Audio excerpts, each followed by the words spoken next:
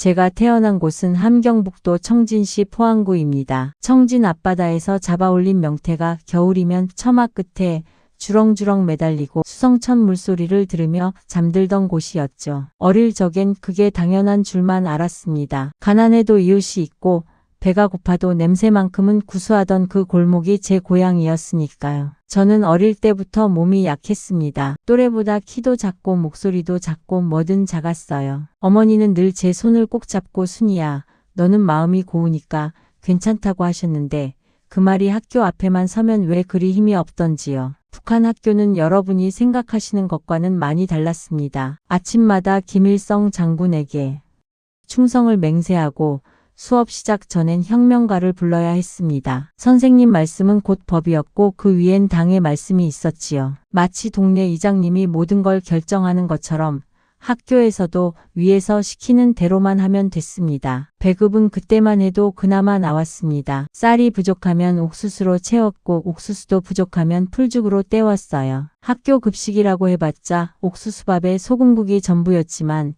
그게 당연한 줄 알았으니까요. 지금 생각하면 참 서럽지만 그땐 다들 그렇게 살았습니다. 교실엔 40명 가까운 아이들이 빽빽이 앉아 있었는데 그 안에도 눈에 보이지 않는 줄이 있었습니다. 아버지가 당원이면 앞자리, 성분이 낮으면 구석자리. 말 한마디 안 해도 다들 알고 있었어요. 저는 아버지가 방직공장 노동자였으니 딱 중간쯤 되는 자리였습니다. 그때까지만 해도 저는 체제를 의심하지 않았습니다. 위대한 수령님이 계시면 다 잘 될 거라고 학교에서 배운 대로 믿었으니까요. 하지만 교실 저 구석, 늘 혼자 웅크리고 앉아있던 그 아이를 보기 전까지는요. 그 아이의 이름은 철민이었습니다. 말수가 없는 게 아니라 말을 할 수가 없는 아이였어요. 입을 열면 누군가 반드시 비웃었으니까요. 철민이 아버지는 한국전쟁 때 행방불명된 분의 후손이라고 했습니다. 여러분도 아시다시피 북한에서 그런 집안은 대를 이어 성분이 낮게 매겨집니다. 6.25 때 흩어진 이산가족의 아픔이 북한에선 그렇게 또 다른 차별로 이어지고 있었던 거지요. 철민이는 매일 아침 도시락을 빼앗겼습니다. 처음엔 몰랐어요. 점심시간마다 혼자 구석에 앉아 물만 마시는 걸 보고서야 알았지요. 빼앗는 아이들은 잘 사는 집 아이들이었습니다. 아버지가 당 간부거나 보위부에 줄이 닿는 집 아이들이요. 그 아이들은 당당했습니다. 자기들이 뭘 잘못하고 있다는 생각 자체를 안 했어요. 저는 그걸 보면서도 아무 말도 못했습니다. 나서면 나도 당한다는 걸 뼛속으로 알고 있었으니까요. 그때 제 나이 12살이었습니다. 그러던 어느 날이었습니다. 쉬는 시간에 철민이가 교실 뒤편에서 4~5명한테 둘러싸였어요. 주먹질이 시작됐습니다. 저는 그 자리에 서 있었는데 발이 떨어지지 않았어요. 소리를 지르려 해도 목이 막혔습니다. 그냥 보고만 있었어요. 우리 어머니 아버지 세대라면 아마 아실 겁니다. 무섭다는 게 몸이 굳어버리는 거라는 걸요. 더 충격적인 건 선생님이었습니다. 담임 선생님이 그 장면을 보셨어요. 분명히 보셨는데 그냥 지나치셨습니다. 나중에 알고 보니 때리는 아이 아버지가 학교 당위원회 간부였던 겁니다. 선생님도 어쩔 수 없었던 거지요. 감시 체제 속에서 옆집에서 다 들여다보는 것처럼 학교 안에서도 누가 누구 편인지 다 정해져 있었습니다. 그날 밤 저는 잠을 못 잤습니다. 처음으로 뭔가 잘못되었다는 생각이 들었어요. 배고픈 건 참을 수 있었습니다. 추운 것도 참을 수 있었어요. 그런데 저 아이가 태어난 집안 때문에 저렇게 맞아야 한다는 건 아무리 생각해도 맞지 않았습니다. 그해 겨울부터 상황은 더 나빠지기 시작했습니다. 1990년대 중반 고난의 행군이 시작되면서 배급이 뚝 끊겼습니다. 하루 한 끼도 힘든 날들이 이어졌어요. 어머니는 장마당, 그러니까 우리로 치면 재래시장 같은 곳에서 옥수수를 한 줌씩 팔아 연명하셨고 아버지는 공장에 나가도 월급 대신 빈손으로 돌아오는 날이 태반이었습니다. 손발이 얼어 터지는 겨울이었는데 연탄도 나무도 구하기가 하늘의 별 따기였어요. 학교 교실은 더 무서워졌습니다. 배가 고프면 사람이 사나워진다고 하잖아요. 아이들도 마찬가지였습니다. 철민이를 향한 괴롭힘은 날이 갈수록 심해졌어요. 도시락을 빼앗는 것도 모자라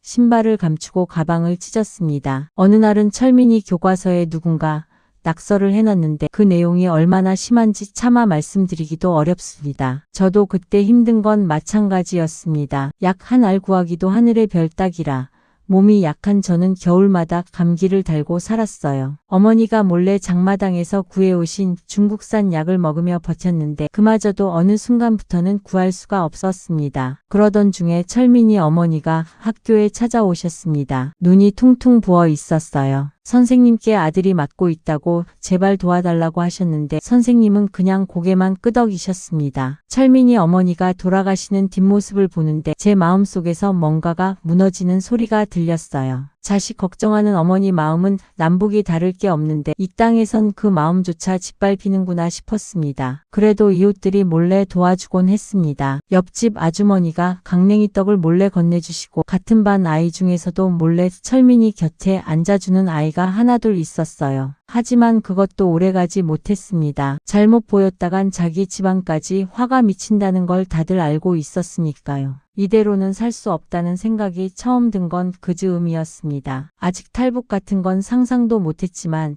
이 교실이, 이 동네가, 이 나라가 뭔가 단단히 잘못됐다는 걸 13살 소녀도 느낄 수 있었습니다. 철민이가 사라진 건 그해 봄이었습니다. 어느 날 아침 철민이 자리가 비어 있었습니다. 하루 이틀이 지나도 나타나지 않았어요. 아이들은 수군거렸지만 선생님은 단 한 번도 그 이름을 부르지 않으셨습니다. 출석부를 펼치시면서도 철민이 이름 앞에서 그냥 넘어가셨어요. 마치 처음부터 그 자리에 아무도 없었던 것처럼요. 나중에 골목 어귀에서 들은 이야기로는 철민이 가족이 어느 날 밤 집을 비웠다고 했습니다. 짐도 제대로 못 챙기고 떠났다고요. 어디로 갔는지는 아무도 몰랐습니다. 아니 알면서도 모른 척하는 거였겠지요. 그 시절엔 그런 일이 드문 일이 아니었으니까요. 저는 그날 밤 어머니 품에 안겨 울었습니다. 왜 우는지 말씀드릴 수도 없었어요. 말했다가는 어머니까지 위험해질 수 있었으니까요. 그냥 서럽다고만 했습니다. 어머니는 아무 말 없이 등을 쓸어주셨어요. 그 손길이 아직도 생생합니다. 세월이 흘렀습니다. 저는 어른이 되고 결혼을 하고 딸을 낳았습니다. 딸아이가 학교 갈 나이가 되던 해 저는 밤새 잠을 못 잤어요. 내 아이를 그 교실에 보내야 한다는 생각 때문이었습니다. 철민이가 웅크리고 앉아있던 그 구석자리에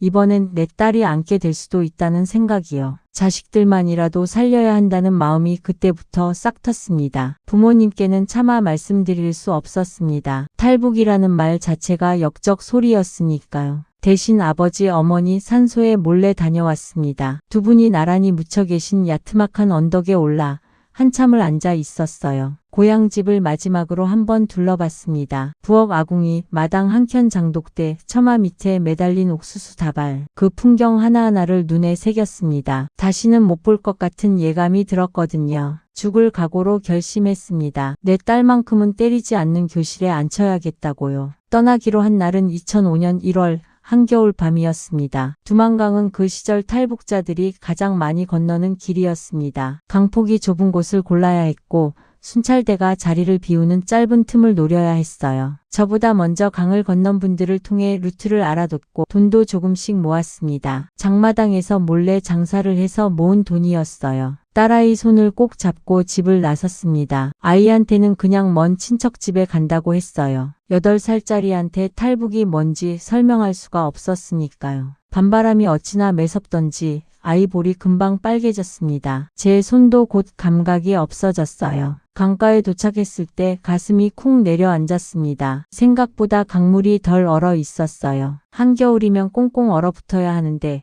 그 애는 날이 좀 풀렸던 모양이었습니다. 발을 디디니 얼음이 우지끈 소리를 냈어요. 저는 그 자리에서 하늘에 계신 어머니 아버지께 기도했습니다. 제발 이 아이만큼은 살려달라고요. 딸아이를 등에 업었습니다. 젊지 않은 몸으로 아이까지 업으니 다리가 후들거렸어요. 강물이 무릎까지 차올랐습니다. 1월 두만강 물이 얼마나 차가운지 겪어보지 않으신 분들은 모르실 겁니다. 뼈가 저리는 게 아니라 뼈가 부서지는 것 같았어요. 그래도 멈출 수가 없었습니다. 강 중간쯤 왔을 때였습니다. 저 멀리 손전등 불빛이 보였어요. 순찰대였습니다. 심장이 멎는 것 같았습니다. 저는 본능적으로 아이 입을 손으로 막고 강물 속에 최대한 몸을 낮췄어요. 차가운 물이 턱 밑까지 차올랐습니다. 아이는 영문도 모른 채 제 손을 꼭 쥐고 있었어요. 그 작은 손의 온기가 그 순간 저를 살렸습니다. 불빛이 다른 방향으로 움직였습니다. 저는 이를 악물고 나머지 강을 건넜어요. 중국 땅에 발을 디디던 순간 다리에 힘이 풀려 그 자리에 주저앉았습니다. 딸아이가 엄마 다 왔어?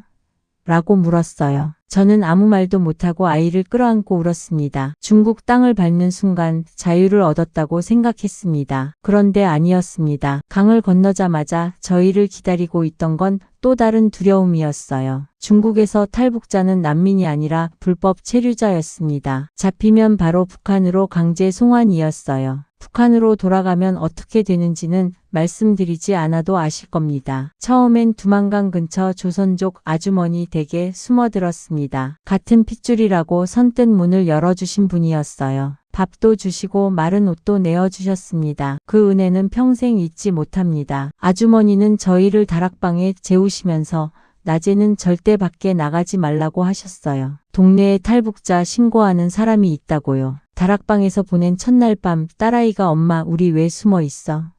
라고 물었습니다. 저는 잠깐만 기다리면 되라고만 했어요. 그 말이 얼마나 공허하게 들렸을지 지금 생각하면 가슴이 미어집니다. 며칠 뒤 아주머니 소개로 근처 식당에서 허드레질을 시작했습니다. 설거지에 청소에 뭐든 닥치는 대로 했어요. 중국말을 못하니 손짓 발짓으로 버텼습니다. 주인 아주머니가 인상을 쓸 때마다 가슴이 철렁했어요. 이 사람이 신고하면 끝이다 싶었으니까요. 딸아이는 그 식당 한켠에 앉아 하루 종일 저를 기다렸습니다. 학교도 못 가고 친구도 없이요. 그렇게 몇 달이 지났을 무렵 단속반이 들이닥쳤습니다. 누군가 신고를 한 거였어요. 저는 딸아이 손을 잡고 뒷문으로 빠져나와 무작정 뛰었습니다. 골목골목을 헤매다 한 한국 선교사님을 만났어요. 그분이 안전한 곳으로 저희를 데려다 주셨습니다. 목사님들이 도와주신 덕분에 겨우 숨을 돌릴 수 있었어요. 그 선교사님 댁마루에 앉아 처음으로 따뜻한 밥을 먹던 날 딸아이가 엄마 밥이 맛있어라고 했습니다. 저는 그 말에 또 눈물이 났어요. 이 아이한테 밥 한 끼 편히 먹이는 게 이렇게 힘든 일인가 싶어서요. 선교사님 댁에서 몇 달을 숨어 지내던 어느 날 조심스러운 제안을 받았습니다. 한국으로 갈 수 있는 길이 있다고 했어요. 중국에서 바로 가는 게 아니라 동남아시아를 거쳐야 한다고 했습니다. 라오스를 넘어 태국까지 가면 한국 대사관이 있고 거기서 도움을 받을 수 있다고요. 쉽지 않은 길이라고 하셨어요. 산을 넘고 정글을 지나야 한다고요. 저는 딸아이 얼굴을 한참 바라봤습니다. 그새 많이 여위어 있었어요. 중국에서 지내는 동안 제대로 먹지도 자지도 못한 탓이었습니다. 이 아이를 이대로 둘 수는 없었어요. 가기로 했습니다. 브로커를 통해 움직였습니다. 몇 명이 한 무리가 되어 밤에만 이동했어요. 낮에는 민가나 숲속에 숨어서 기다렸습니다. 라오스 국경을 넘을 때는 산길을 6시간 넘게 걸었어요. 딸아이가 다리가 아프다고 했지만 업고 갈 수도 없는 상황이었습니다. 조금만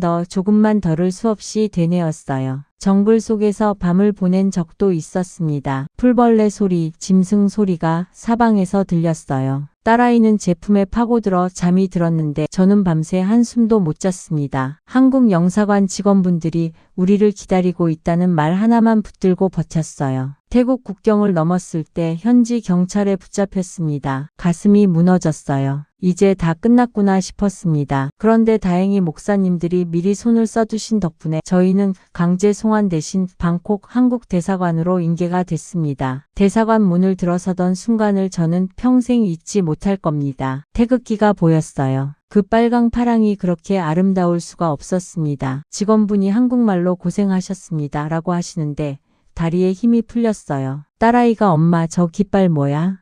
라고 물었습니다. 저는 우리 이제 살았다고만 했어요. 그렇게 한국행 비행기를 기다리는 며칠 동안 저는 처음으로 밤에 편히 눈을 감을 수 있었습니다. 한국 땅을 처음 밟던 날 무릎이 꺾였습니다. 인천공항 바닥에 손을 짚고 한참을 울었어요. 딸아이가 엄마 왜 울어? 라고 하는데 대답을 할 수가 없었습니다. 그냥 살았구나, 우리 살았구나 싶었어요. 하나원에서 사회 적응 교육을 받으면서 문화 충격이 이만저만이 아니었습니다. 24시간 편의점이 있다는 게 처음엔 믿기지 않았어요. 밤에도 불이 켜져 있고 먹을 것이 넘쳐나는 곳이 있다는 게요. 마트에 처음 갔을 때는 물건이 너무 많아서 어지러울 정도였습니다. 북한에선 장마당에 물건이 없어서 걱정이었는데 여기선 뭘 골라야 할지 몰라서 한참을 서 있었어요. 말투도 달랐습니다. 제가 쓰는 말이 어딘가 어색한지 처음엔 사람들이 한 번씩 다시 쳐다봤어요. 음식 맛도 달랐습니다. 김치 맛이 제가 알던 것과 달라서 처음엔 손이 잘 안 갔어요. 그래도 같은 민족이니까 시간이 지나면서 하나씩 익숙해졌습니다. 딸아이가 한국 학교에 첫 등교하던 날이었습니다. 교복을 입혀서 보내는데 발걸음이 떨어지지 않았어요. 혹시 여기서도 그 교실처럼 되면 어쩌나 싶었거든요. 성분이 낮다고 구석자리에 앉히면 어쩌나,